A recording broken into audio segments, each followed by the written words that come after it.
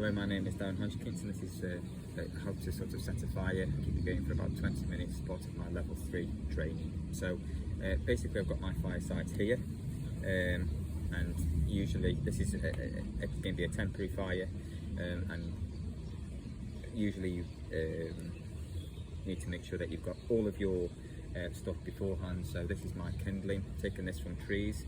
So luckily I am from an oak woodland at the moment, and so therefore I can take quite a lot of twigs off which are dead or hanging along, as you can see just there, and these will be really good for setting a fire. It also means I've got a number of different sizes. Now before I start the fire, I've got a bucket of water.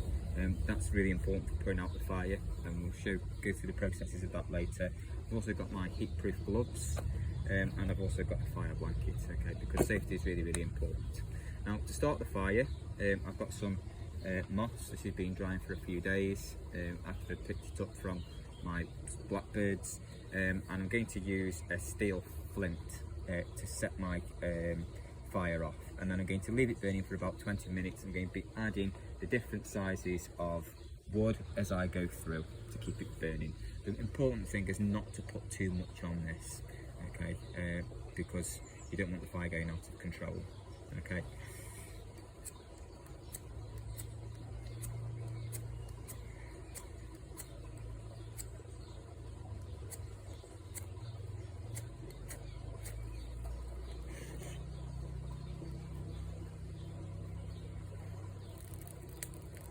Okay, so you start getting the fire going.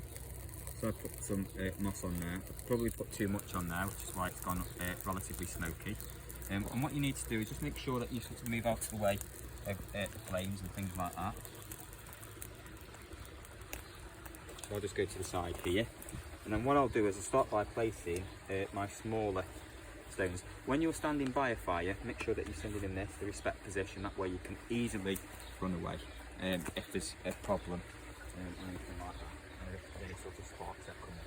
I'm going to be starting using my smallest twigs that I collected earlier, and I just want to keep this going for around, just a little bit of time to make sure I've got all these things going. And as you can see, with each one that I put on,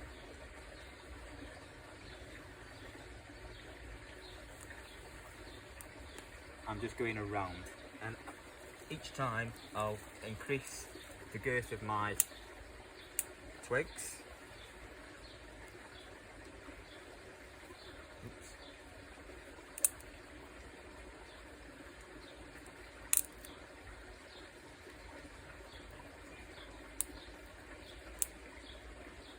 Again, always sitting in the respect position.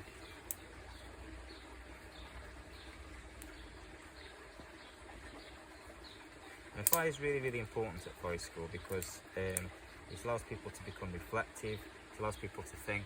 It's important as well not to put too much fuel on all at once, so I'm going to let it stop just there.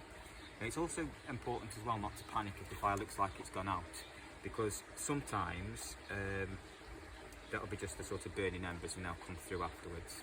If it does look like it's going out, then one of the things that we can do is blow on it. So it's important to remember the triangle of fires. So you've got the spark, which is really important, and that's what we started with earlier, and that was with my flint steel. We've also got oxygen, which is quite important. That's why I'm using these bricks just here with holes in them.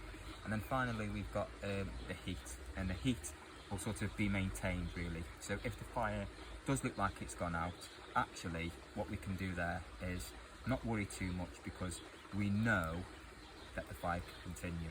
It's really important as well, as we're going through this, not to put too much fuel on the flames, because if we do put too much fuel on the flames, that can cause us all sorts of problems, and it makes it really difficult to put that fire out at the end. And I'll be giving a tutorial of that as well as we go through. So I'm just going to keep this burning for 20 minutes. How long's gone on the video so far? So 4 minutes, so another 15 minutes.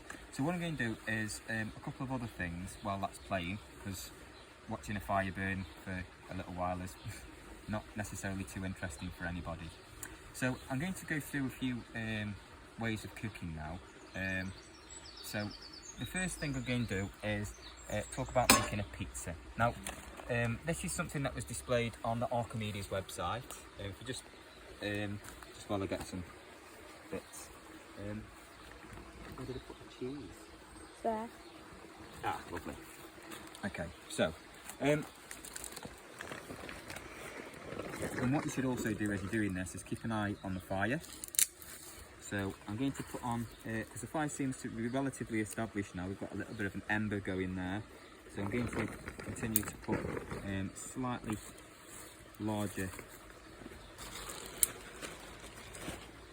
sticks on. Again, I'm going to be placing these around the fire,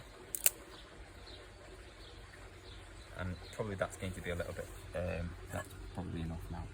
So one of the things that we saw earlier was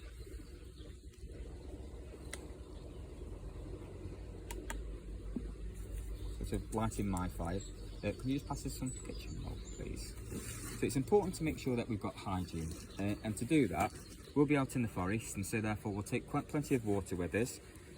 We usually put that in a bucket, or we can put that into a canteen.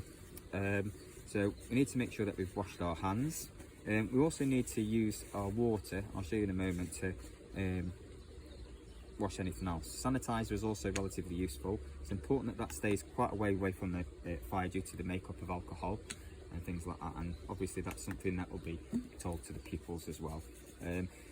Interesting, there's some cuckoo spit there, which is, yeah. Anyway, so a couple of things I'm going to show you relatively briefly. And there's just a caterpillar in there. Again, we'll sort of clear that out. Okay, so this is going to go on the fire, and this is going to be really hot. It's important to be sanitary, but it's also important as well to make sure that, you know,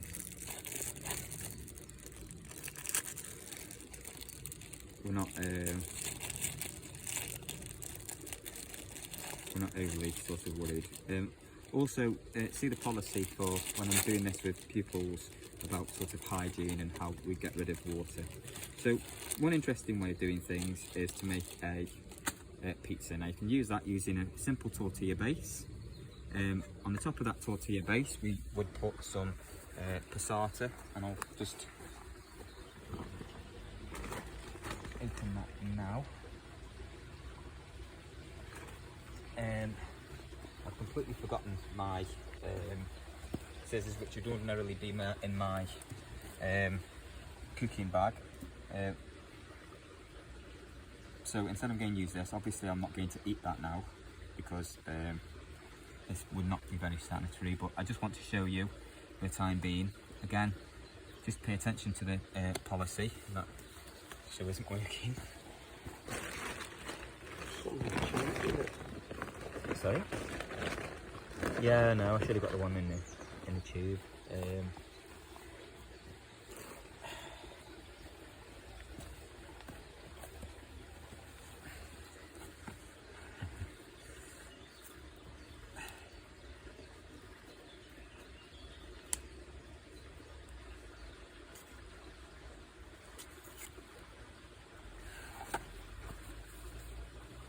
My apologies for this. Ordinarily, there's a cooking bag with equipment in that I would bring with me. So just a way of doing this is simply you pour the passata over the top, and then what you do is you spread that using a ready sort of sanitised and clean wooden spoon.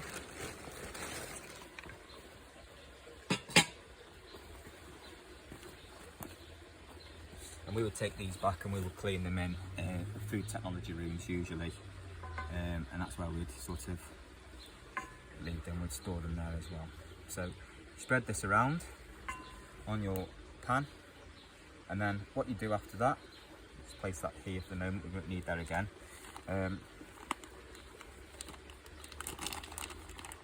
Again, ordinarily there'd be a place for that, but the fire pit, it's currently sort of under construction and we're sort of working on those areas, but like I say, all of that will be in the policy. And then what you do is you place the cheese over it. And then I've also found a couple of things on my way down. So These are possible options, and you'd have to sort of clean these and things like that first. So dandelion leaves, which are excellent sort of foraging material, and also you've got sticky buds as well, which you can forage. You can also eat the sort of new shoots from brambles, and there's loads of other things as well that you can find that could be really good for foraging. This fire's going really nicely now, so it's sort of kicking off quite a lot of heat, and it's actually relatively white. So what we do is just wait a little moment longer, but this is not too far away from being a really good cooking temperature. So what we'd do is we'd place this onto the bricks, as you can see here. So you might need to put those bricks a little bit closer together. As you can see, the air can still travel through, and I would place this on the top, and this is where I'd start to put on my heat-proof gloves, because this pan is also made of iron. Iron is a very good conductor of heat, and as a result of that, this will be hot as well. Okay, now in the meantime, I'm going to do one more thing. So I've also got a stock pot just here, and what I'm going to do is I'm going to place water in that, and then I'm going to cook some noodles too. Okay, so I've got my water, which is just here, and again,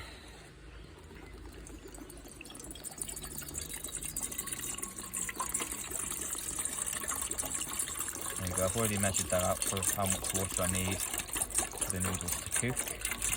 You'll put that on, you bring it to the boil, and then you take that off. And then I'd use this just to make sure it's moving around the pan. So at school, part of my health and safety policy is not to use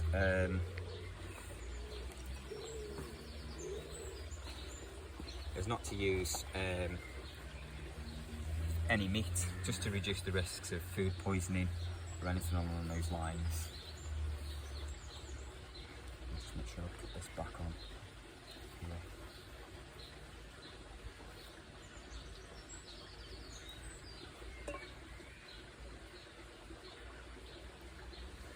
So this is exactly the perfect temperature now, sort of white hot. Might add a little bit more fuel to that, just because I need to make sure it lasts for the full 20 minutes, and maybe a little bit longer because I want to cook a few other things on there. So just place this to the side, and then I'll put a few more bits and bobs on.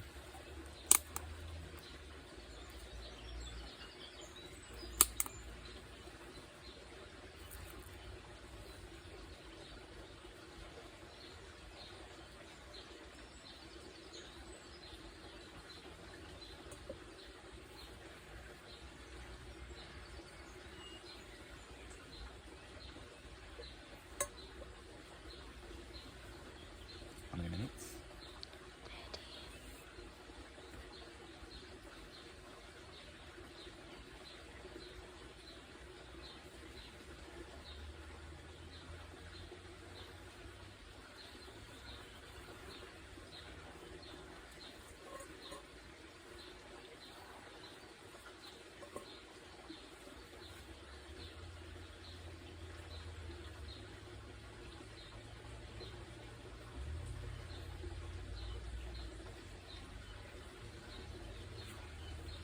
And this is a really sort of good way to let the fire continue to cook.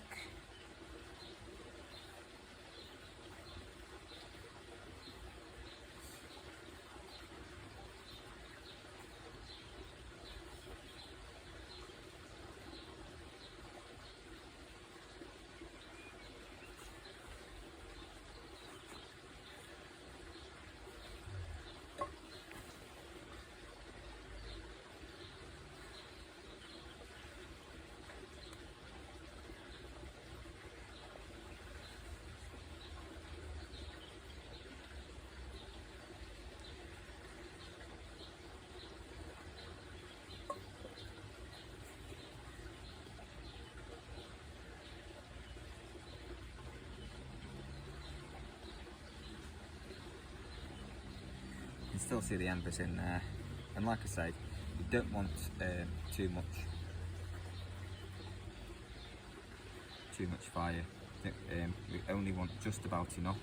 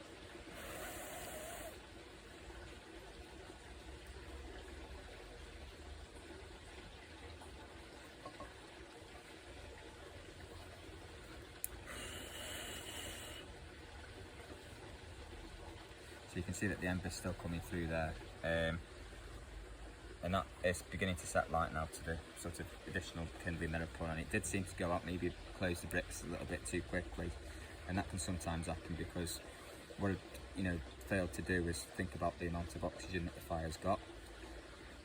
Obviously I've thought about that now.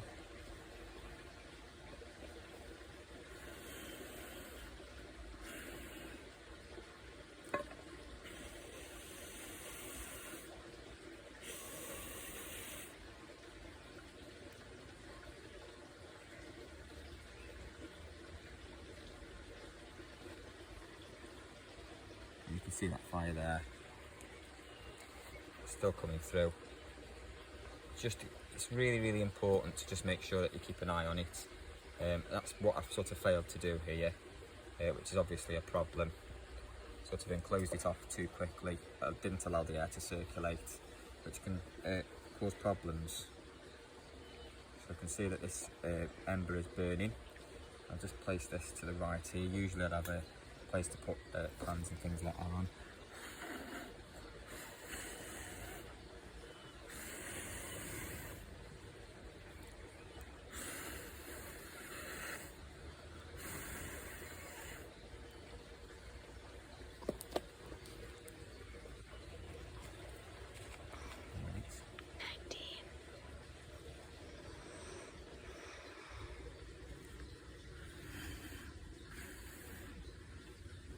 So this is still going, it's sort of beginning to light back up again now. So what I'd do is just let this re-establish itself, and then I'd continue to add fuel and so on and so forth.